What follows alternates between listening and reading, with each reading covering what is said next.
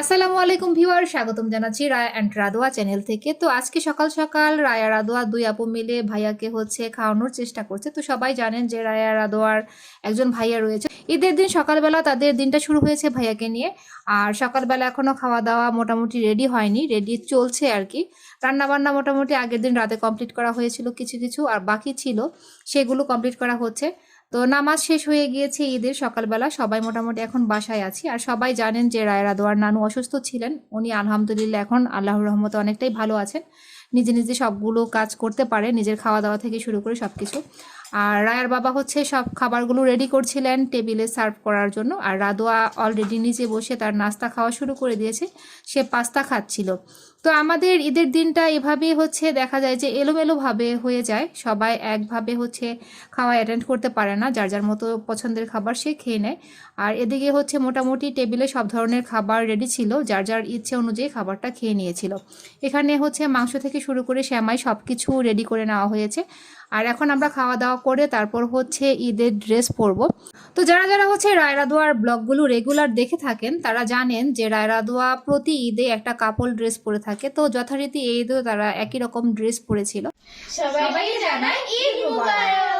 যারা এতদিন ধরে রায়া আর রাদোয়ার ভিডিওগুলো রেগুলার দেখে আসছেন তাদেরকে জানাই আন্তরিক অভিনন্দন ও ভালোবাসা। আর সবসময় এভাবে রায়া রাদোয়ার পাশে থাকবেন, ওদের দেওয়া টিপস গুলো ফলো করবেন, ওদের লাইফস্টাইল গুলো দেখার চেষ্টা করবেন, কোথায় যাচ্ছে সেগুলো আপডেট আপনারা পেয়ে যাবেন।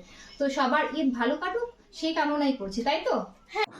আর সকাল সকাল আমরা খাবার দাবার সেরে তারপর বের হয়ে গিয়েছিলাম বাসা থেকে।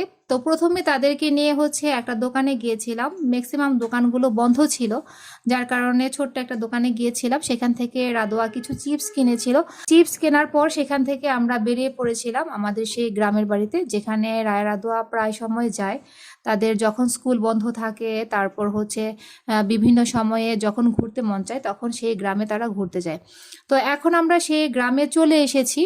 রায় রাদোয়া সবসময় চেষ্টা করে আপনাদেরকে তাদের লাইফস্টাইলগুলো আপনাদের সাথে শেয়ার করার জন্য। আর আমরা আজকে এখানে গিয়ে বেশি সময় থাকিনি, অল্প সময় থেকেছিলাম, কারণ প্রচুর মানুষ ছিল ঈদের দিন। জানেন সবাই যে রাস্তায় বের হলেই সবার সাথে দেখা হয়ে যায় আর প্রচুর মানুষের সমাগম থাকে। তো যথারীতি এখানেও একই রকম অবস্থা ছিল। আর আকাশের অবস্থা তেমন ভালো ছিল না, বৃষ্টি বৃষ্টি ভাব ছিল, যার কারণে আমরা তাড়াহুড়ো করছিলাম বাসায় চলে আসার জন্য। তো যথারীতি আমরা সেখান থেকে রওনা করেছিলাম বাসায় আসার জন্য। তো বাসায় আসার সময় রায়া, রাদোয়া, আমি তিনজন মিলে একটু সিএনজিতে ভিডিও করে নিয়েছিলাম যে আমাদের লুকটা কেমন ছিল সারাদিন ঘোরার পরও।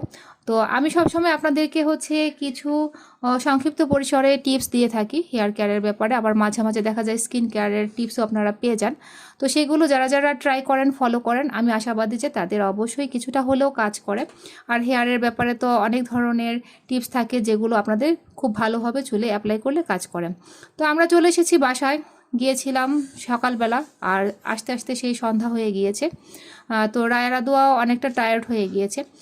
আমাদের আজকের ঈদটা তেমন ভালো কাটেনি, কারণ সকাল থেকে সন্ধ্যা পর্যন্ত বৃষ্টি ছিল, যার কারণে বাহিরে ঘোরাঘুরির তেমন ভিডিও আমাদের কাছে নেই। অল্প পরিসরে কিছু ভিডিও করা হয়েছিল, সেগুলো আপনাদেরকে দেখাবো বলে, কারণ বেশ কিছুদিন ধরে কিছু বন্ধুরা আমাদেরকে কমেন্ট করছেন যে লং ভিডিও আপনাদের জন্য আপলোড করার জন্য, যার জন্য আজকে এই লং ভিডিওটা আপনাদের জন্য তৈরি করে নিলাম। তো সবাইকে আবারও ঈদের শুভেচ্ছা জানিয়ে আমরা আমাদের আজকের ব্লগ শেষ করছি। আবার দেখা হবে নতুন কোনো ভিডিও বা পর্ব নিয়ে রায় আর রাদোয়াকে সাথে নিয়ে। আল্লাহ হাফেজ, সবাই ভালো থাকবেন।